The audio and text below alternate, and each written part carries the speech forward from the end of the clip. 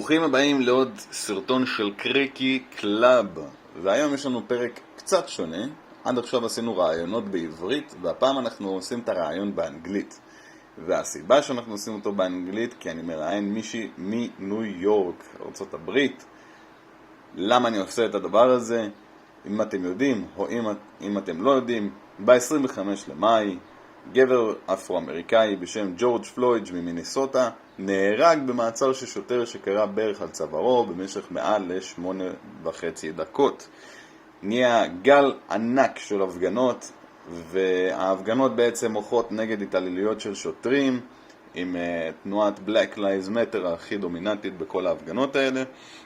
חלק מההפגנות אלימות וחלק מאוד אלימות, עד כדי כך שהיא נהיה השתלטות של רחוב בסיאטל בשם צ'אז, והמצב הזה די אבסורדי. זה מוסיף על כל האבסורדיות של מצב הקורונה עם כל האנשים שאין להם עבודה, ובהחלט אפשר להרגיש את המתיחות שם. עכשיו, הסרטון הזה נועד לתת מבט לחיי היום-יום של מישהי פשוטה מניו יורק. היא לא אפרו-אמריקאית בעצמה, אבל אני חושב שלכל אחד יכול לקבל פיסות מידע מאנשים שחיים את החיי היום-יום. וזה מה שאנחנו הולכים באמת לעשות, לקבל קצת פיסת מידע ממישהו שחי שם את החיים שלו. ואנחנו חיים פה את החיים שלנו פה בארץ. עכשיו מי שלא יודע, או אתם כן יודעים, היו גם הפגנות בארץ, ואנחנו לא רוצים להגיע למצב שאנשים שוברים עסקים. יש לנו פשוט מצב כלכלי גם לא פשוט, ובמיוחד לעסקים בינוניים וקטנים.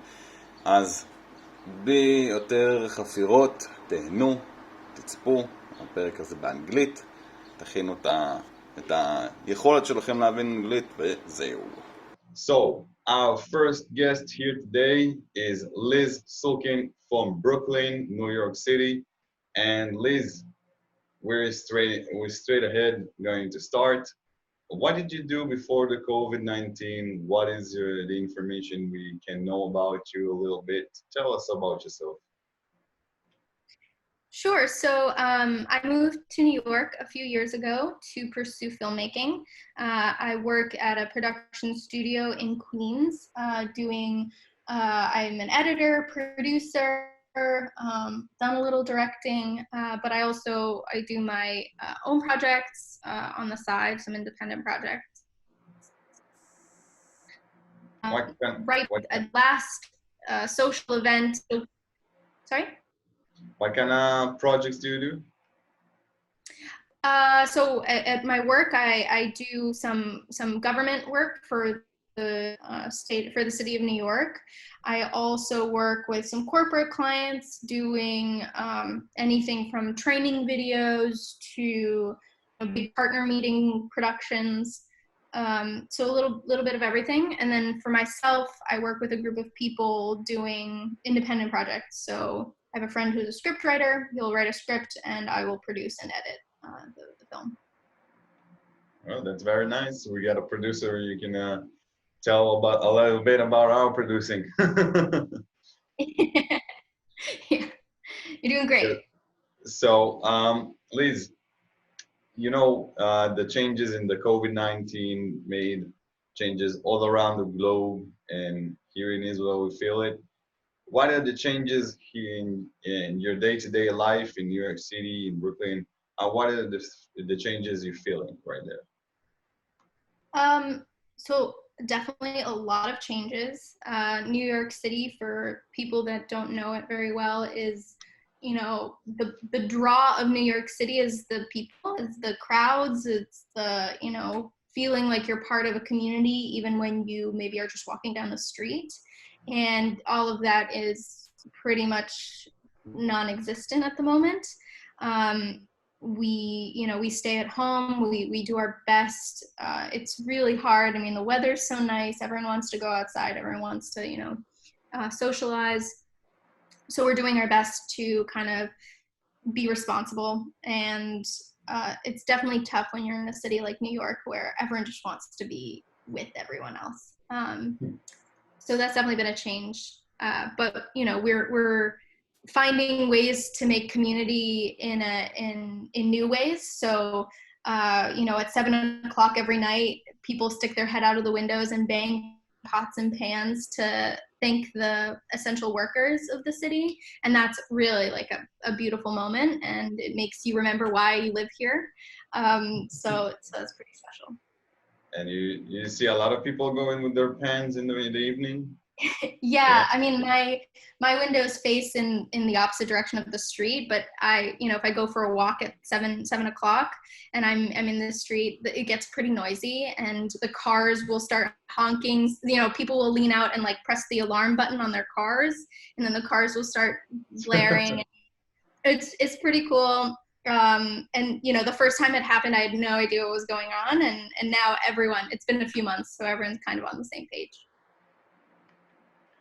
Yeah, so it's good to have some solidarity and a little bit of feeling of community. It's definitely something that you miss. You're currently still under lockdowns, or did the lockdowns open up? No, we're still in lockdown. The city of New York is. I know there are some counties in New York State that are not, but New York City still has some pretty high numbers of cases. So we are locked down. All right, so the purpose of this video, as I told beforehand, is for the guys at home to form their own opinion. And forming your own opinion, I asked a few people in Israel, what do you think is the biggest problem in Israel and why? And the same is the question that I'm going to ask you now. What do you think is the United States of America biggest problem, and why do you think is that the problem? So this question is very thought-provoking, and it's really hard to pin down one answer, and so I'll try to be as vague as possible. So you can also say like a few problems together. Okay, that's good. That's helpful. But I would say though, like most of the things that I would think of all stem to a lack of, I want to say compassion. And I don't mean to say that like Americans are mean and they don't care about anyone else. But there is a sense in this country of, when you have blinders on and you can only think about the thing that you want, and you have a hard time considering other people's needs and perhaps what they're going through. And I'm sure there's plenty of research done on why that is, and maybe it has to do with our two-party political system. Maybe it has to do with the history of this country. I don't know, but from what I see, we talk about the division of red and blue states here, right? There's states that vote Republican, states that vote Democrat, and that's fine. I'm not saying that everyone has to vote Democrat or Republican, but there's a lack of understanding for why someone is maybe voting for someone that you don't agree with. I think, I'm not going to be controversial in saying I didn't vote for Donald Trump and I will never vote for him. But there are people in this country that have been, that are in a position where they think that that's the right thing to do.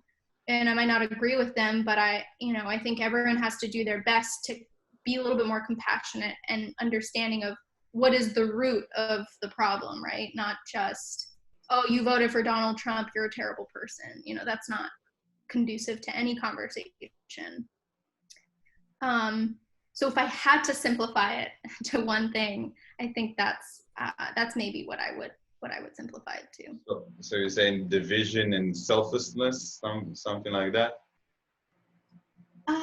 Yeah, but I don't think it's that like. It's I'm not not trying control. It's just a feeling. It's not that everyone's. It's like, not so principled, I would say. Yeah. Yeah, I don't mean to say that everyone has to be selfless and like, you walk around the street and you're like, what are you feeling? What are you feeling? Like, that's not, that's obviously not realistic, and that's not how people work. But, we've talked so long in this country about having conversations, and they don't work. Like, conversations don't work anymore, I think, because people don't listen, and people don't care to listen. People don't try to understand what it is that you're saying, you know? We're all human at the end of the day. I can't perfectly explain why I think something is wrong all the time, but like, if you're listening to me, you know, try to understand. And I get that principles and politics and ideologies get in the way, but I think overall we definitely struggle with that here. So it seems like all these things that you said, and even recent events, this is why you're doing this video. Right now you have a lot of protests, and with the COVID-19, there's a lot of changes. So how do you personally deal with these kind of changes in the United States? What do you do with those changes right now? Sorry, can you repeat? You mean about COVID-19 or about the political situation? COVID-19 and the recent protests in particular. So that's something I've been struggling with in terms of combining those two issues, right? We are in the middle of a pandemic. We are on lockdown. I mean, lockdown is a difficult word. You know, we're still allowed to go for walks. We're still allowed to ride our bikes. So it's not like, you know, we're not forced to stay home all the time, but we're still in the middle of a pandemic, and we're still, you know, we're still fighting for certain rights. We're still trying to go out and protest and be as responsible and safe as possible. And I don't know how realistic that is. I don't know how safe it could possibly be when thousands and thousands of people are gathering. But I also know that it's not possible, that we have momentum right now, right? As a cause, as a group of people, we have a momentum, and we can't let it go. We have, you know, certain things that we're fighting for, and, you know, I myself as a privileged person in this country, I have people that I want to be empowered. And so I think the work is important, and, you know, we have to continue to try and be as safe as possible, you know, not just for ourselves, but for everyone that we see. And so it's a tough balance, but I think, you know, we'll see. We're doing our best. So. Okay, so what do you feel about the protests? And you also said you feel privileged, right? And something like that. Mm-hmm. And what do you mean by you feel privileged, and what do you feel about the protests?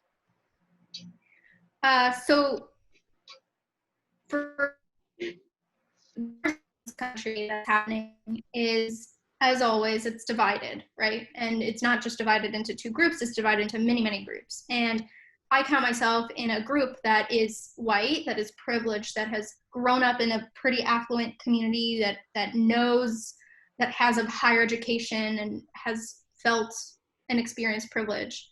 And because of that, I understand that I have benefited from the system that I was born into, where others have been oppressed by that very system. And, you know, not even talking about guilt or anything like that, the only point that I think is important to make is that, why is that the case? Why is it that I was born into the same, you know, I was born at the same time as someone else who is Black, and they don't get the same, you know, opportunities that I do just because of the color of our skin? And that's very much the case in this country, and that's the conversation that we're having. And I think it's a very important conversation to have. There's a lot of, you know, I think now more than any other time that I can remember, there's more conversations going around about what can we as privileged people do to empower others. You know, so we're not putting ourselves in the spotlight. We're not saying, I feel this way or I feel that way. We're saying, what do other people feel, and how can we empower their voices to create change? And how can we help in that regard? All right, so I won't say anything about what I think right here. I'm just here to ask the questions. And the last question is something that we here in Israel can learn something about the United States.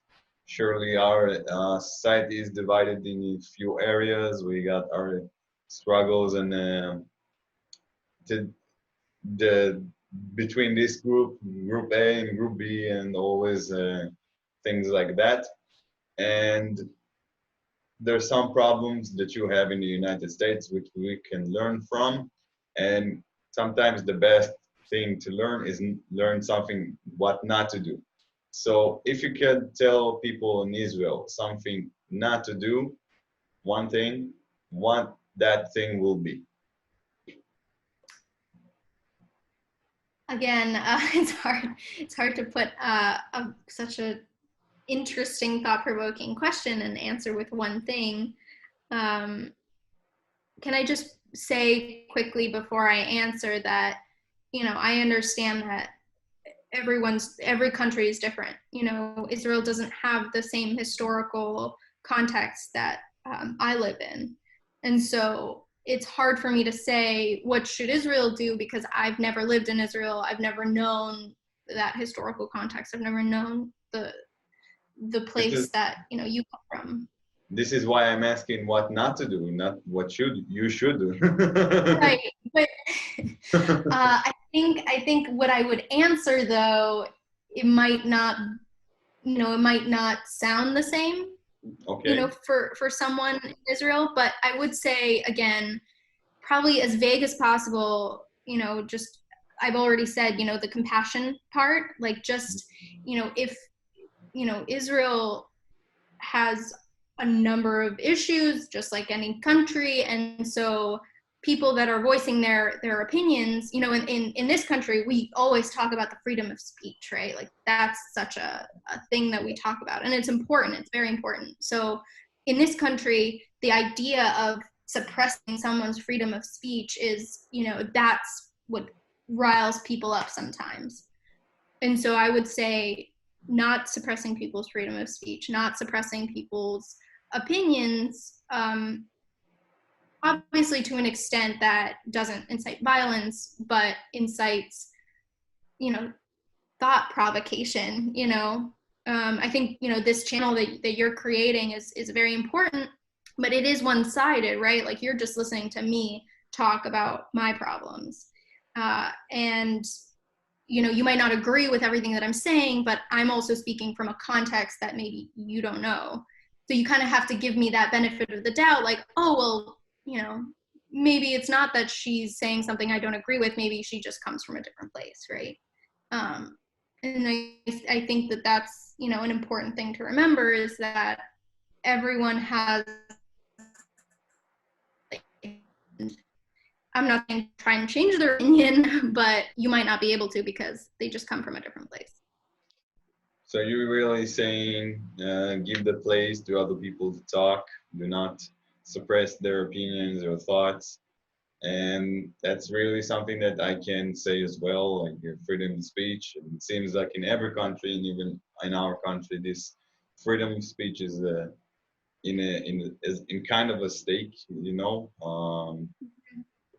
This whole topic of the COVID-19, and I really wanted to say to you, thank you for coming. This is being a shorter video. We will do a few of those. So Liz, thank you very much. Good luck in New York. My pleasure, absolutely. I hope everything will get chill in recent times. You know, people will be all right. This is what it is. This is what is going on, and we're going to do things differently. You know, breaking stuff is always not a good thing. Right. Bring the change. And so thank you very much, Liz. Yeah, thank you. It was my pleasure.